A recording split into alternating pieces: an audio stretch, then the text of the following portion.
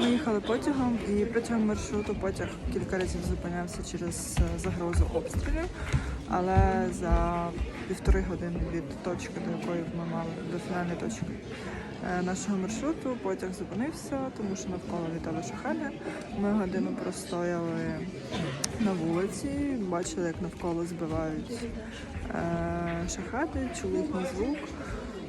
І потім нам повідомили про те, що ця вся ситуація надовго, і місцеві жителі допомогли нам, тому що ми зупинилися біля одного із сіл, і нас перемістили в клуб культури, тому що на вулицях стояти дуже холодно.